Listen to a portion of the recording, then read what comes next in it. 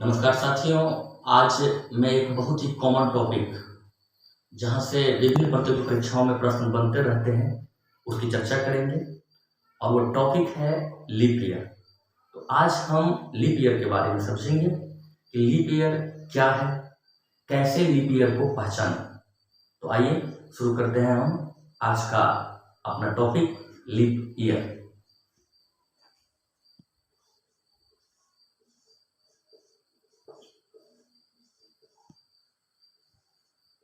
ये है leap year. इसको आप हिंदी में अधिवर्ष भी कह सकते हैं। तो लीप ईयर, पहली बात कि लीप ईयर क्या है। तो साथियों, हम सभी जानते हैं कि पृथ्वी जो सूर्य के चारों तरफ घूमती है और अपने अक्ष पर भी घूमती है। पृथ्वी के पास दो गतियां हैं, एक घूर्णन गति और एक परिक्रमण गति। तो ये दो गतियां हैं पृथ्वी की, जिसको आप जानते होंगे, रोटेशन मोशन और दूसरा है रिवॉल्यूशन मोशन। हिंदी में कहे तो घूर्णन गति और परिक्रमण गति। तो घूर्णन गति है कि पृथ्वी अपने अक्ष पर जितने समय में घूमती है वो उनका घूर्णन काल कहलाता है, और पृथ्वी का अपने अक्ष पर घूमना घूर्णन गति है। और पृथ्वी अपने अक्ष के साथ साथ सूर्य के चारों तरफ घूमती है, ये उसका परिक्रमण गति है, अर्थात रोटेशन है। रिवॉल्यूशन, तो रोटेशन अपने एक्सिस पर घूमती है और रिवॉल्यूशन सूर्य के चारों तरफ घूमती है। तो आप सभी जानते हैं कि सेंटर में अगर हम सन को लेते हैं और मान लीजिए ये अर्थ है, ये सूर्य के चारों तरफ एक पथ में घूमती है और अपने अक्ष पर भी घूमती है। तो अपने अक्ष पर पृथ्वी जितने समय में घूमती है वो समय है 24 आवर्स।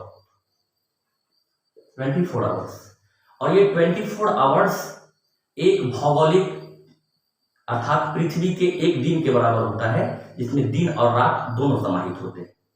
ये रोटेशन जो करती है पृथ्वी अपने एक्सिस पर, वो 24 आवर्स में अपने एक्सिस पर एक चक्कर लगा लेती है और ये उसका रोटेशन मोशन है। रिवॉल्यूशन जो है अर्थ का, वो सूर्य के चारों तरफ 365 दिन अर्थात 365 डेज एंड 6 आवर्स। सूर्य के चारों तरफ पृथ्वी के घूमने का जो समय है वो 365 डेज एंड 6 आवर्स। हम लोग क्या करते हैं, 365 दिन को एक सामान्य वर्ष में गिनती कर लेते हैं। 365 दिन सामान्य वर्ष में गिनती करते हैं और 6 आवर्स को हम छोड़ते जाते हैं। यही 6 आवर्स 4 साल के बाद अगर हम 4 से मल्टीप्लाई कर दें तो ये 24 आवर्स हो जाता है, और ये 24 आवर्स एक दिन के बराबर हो जाता है, 1 डे। तो यही जो 6 आवर्स हम काउंट नहीं करते हैं, 4 साल के बाद ये 24 आवर्स हो जाता है, एक दिन के बराबर हो जाता है, और यही एक दिन सामान्य वर्ष में जुड़ जाता है। तो अब नया जो वर्ष होता है वो 366 डेज का होता है, और इसी को हम लोग लीप ईयर कहते हैं। तो साथियों, आप समझ गए होंगे लीप ईयर कि एक सामान्य वर्ष में हम पृथ्वी के जो परिक्रमण काल है, जो सूर्य के चारों तरफ को घूमती है, 365 डेज एंड 6 आवर्स। 365 डेज को हम सामान्य वर्ष में काउंट कर लेते हैं, 6 आवर्स को 4 साल तक काउंट करने के बाद 24 आवर्स होता है, जो एक दिन के बराबर होता है, और ईयर में एक दिन बढ़ जाता है और उसी को लीप ईयर कहा जाता है। ये बढ़ा हुआ एक दिन सामान्यतः फरवरी महीना में जोड़ दिया जाता है, और फरवरी 28 से बढ़कर 29 दिन का हो जाता है। तो साथियों, ये बढ़ा हुआ एक दिन सामान्यतः फरवरी महीना में जोड़ा, सामान्यतः क्या फरवरी महीना में ही जोड़ा जाता है और फरवरी लीप ईयर में 29 दिन का हो जाता है। तो आप समझ गए होंगे लीप ईयर का कंसेप्ट। अब लीप ईयर को कैसे पहचानें? तो सामान्यतः जो जानकारी हमारे पास होती है, अधिकतर लोग ये मानते हैं कि जिस ईयर में 4 से भाग लग जाता है वो लीप ईयर होता है।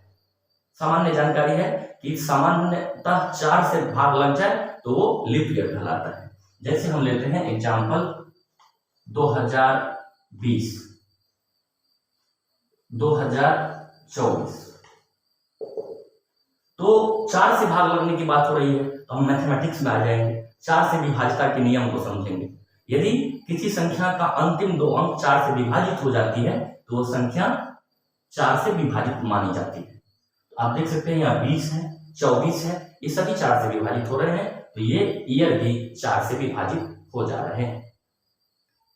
अब एक विशेष स्थिति बनती है सेंचुरी ईयर, सेंचुरी ईयर, शताब्दी वर्ष। अब शताब्दी वर्ष की बात करें तो यहाँ है 400, 500 या फिर 2100, इस प्रकार के वर्ष है। इसमें क्या होगा?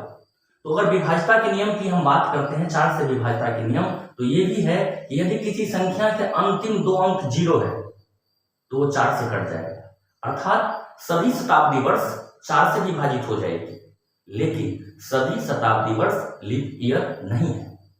तो हमें यहाँ ये जानना है अगर सेंचुरी ईयर है, लास्ट में अगर 2 0 है, सेंचुरी ईयर है, पूरे शताब्दी वर्ष है, तो यहाँ हम 4 से नहीं बल्कि 400 से भाग देंगे।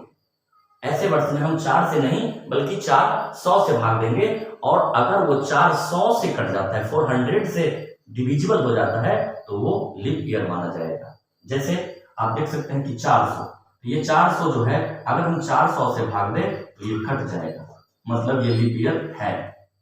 500 की बात करें, इसमें अगर हम 400 से भाग देते हैं तो ये 2 0 से कटेगा, लेकिन 5 से 4 नहीं कटेगा, ये लीप ईयर नहीं है।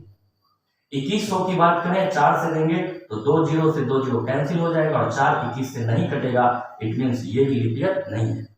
तो शताब्दी वर्ष में जो आप 4 का मल्टीपल है, 400, 800, 1200, 1600, 2000, फिर 2400, इस तरह के जो वर्ष हैं वो लीप ईयर माना जाएगा।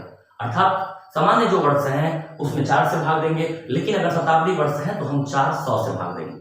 साथियों, एक बार हम फिर इन चीजों को समराइज करते हैं।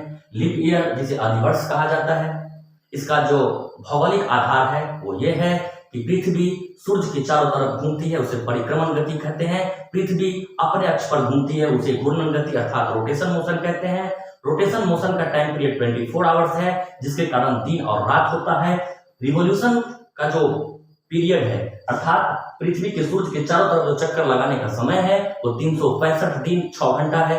365 दिन को हम एक सामान्य वर्ष के रूप में गिनती कर लेते हैं, मान लेते हैं। 6 आवर्स को हम लेफ्ट करते जाते हैं, अर्थात छोड़ते जाते हैं। यही 6 आवर्स 4 वर्ष के बाद 24 आवर्स हो जाता है। 24 आवर्स अर्थात एक दिन, पृथ्वी पर एक दिन के बराबर होता है। उसी एक दिन को हम 365 में ऐड करते हैं तो 366 डेज हो जाता है, और ये 366 डेज वाला जो ईयर होता है वो लीप ईयर कहलाता है। उस बढ़े हुए दिन को हम फरवरी महीने में ऐड कर देते हैं, फरवरी 29 डेज का होता है। अब पहचानने की बात है तो सामान्यतः 4 से अगर कोई ईयर डिविजिबल हो जाता है तो वह लीप ईयर माना जाता है। 4 से विभाज्यता के नियम यह है कि अंतिम 2 अंक 4 से कटनी चाहिए। साथ ही साथ यदि किसी संख्या का अंतिम 2 अंक 0 है तो वो संख्या ही 4 से कट जाएगी। तो शताब्दी वर्ष में समस्याएं होगी, क्योंकि प्रत्येक शताब्दी वर्ष लीप ईयर हो जाएगा। इसलिए शताब्दी वर्ष में हम 4 से नहीं बल्कि 400 से भाग देते हैं। तो साथियों, अगर ये जानकारी आपको पसंद आई हो तो चैनल को सब्सक्राइब करें, लाइक करें, कमेंट करें, शेयर करें। मिलते हैं अगले वीडियो में, तब तक के लिए आप सभी का बहुत बहुत धन्यवाद।